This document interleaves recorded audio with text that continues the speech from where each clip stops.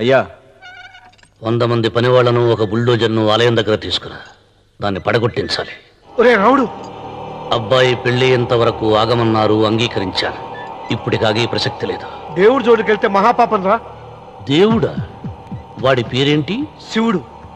మరి బ్రహ్మ, విష్ణువు, రాముడు, కృష్ణుడు, వినాయకుడు, సుబ్రహ్మణ్యం, లక్ష్మి, సరస్వతి, పార్వతి వాళ్ళు దేవుళ్లే. అల్లా, క్రీస్తు వాళ్ళు దేవుళ్లే. వీళ్ళల్లో ఎవడు గొప్పవాడు? వాళ్ళ నమ్మకాలను బట్టి వాళ్ళ దేవుడినే గొప్పవాడు అని సరిపెట్టుకోవడం లేదు.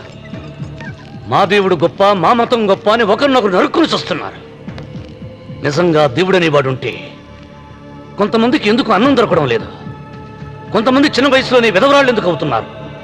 కొంతమంది పశ్చిమలోనే తల్లిదండ్రులు ఎందుకు పోగొట్టుకుంటున్నారు? అది వాళ్ళ కర్మ. కర్మ అంటే పూర్వజన్మలో చేసుకున్న పాపం. ఆ పాపం నుంచి నీ దేవుడు కూడా వాళ్ళని రక్షించలేడా? రక్షించలేడు. అటువంటప్పుడు నీ దేవుడికి పూజలు ఎందుకు చెయ్యాలిరా? కన్న బిడ్డల్ని సరిగా చూడలేని వాడు తండ్రి కాదు. అందరికీ అన్నం పెట్టలేని వాడు దేవుడు కన్నా. నువ్వు సద్బ్రాహ్మణుడివి. వేదాలు చదివావు, ఉపనిషత్తులు చదివావు, పురాణాలు చదివావు. నేను ఏమీ చదువుకోలేదు. అసలు దేవుడి ఆకారం ఎలా ఉంటుందో చెప్పు. ఆయనకు ఆకారం లేదు, నిరాకారుడు. అటువంటప్పుడు గుడిలెందుకు, గోపురాలెందుకు, వాటిలో విగ్రహాలెందుకురా? నేను చెబుతాను వినరా. గాలి దేవుడు, అది మనం పీల్చకపోతే చచ్చిపోతాం. నీరు దేవుడు, అది మనం తాగకపోతే బ్రతకలేము. భూమి దేవుడు, అది లేకపోతే మనకు అన్నం దొరకదు. అమ్మ నాన్న దేవుడు, వాడు లేకపోతే మనం అసలే లేవు. చదువు నేర్పిన గురువు దేవుడు, కష్టంలో, నష్టంలో, సుఖంలో, దుఃఖంలో దగ్గరుండే స్నేహితుడు. స్నేహితుడు అంటే నువ్వు నాకు దేవుడివి. నీకు మొక్కుతాను రా, అంతేగాని ఆ నల్ల రాళ్ళకి రెపరెక్కి కాదు. అంటే గుడి మెట్లకి మొక్కే వాళ్ళంతా మూర్ఖులా? నైవేద్యం పెట్టి నమస్కారాలు చేసే వాళ్ళంతా పిచ్చివాళ్ళ? గుండు గీయించుకుని పొర్లు దండాలు పెట్టేవాళ్ళంతా అమాయకులా? అవును. ఒక గుడి చూపించి ఆ గుడిలో దేవుడు వరాలు ఇవ్వడు అని చెప్పు. ఆ గుడి మెట్లలో ఒక్క మెట్టు కూడా ఎవడో ఎక్కడ.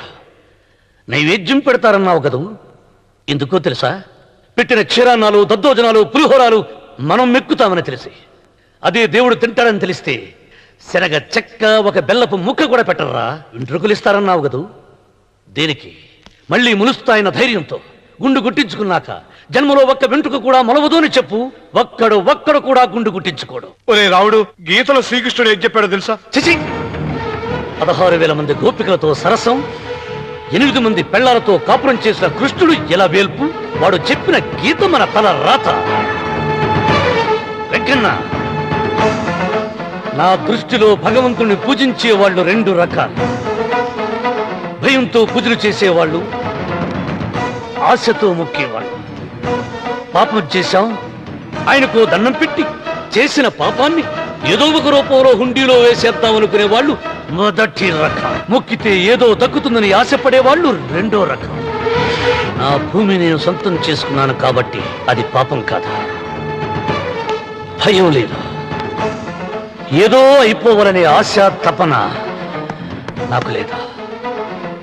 ఈ రామన్న చౌదరి నిన్న జరిగింది మర్చిపోడు, నేడు జరగాల్సింది వాయిదా వేయడు, రేపటి గురించి ఆలోచించడు.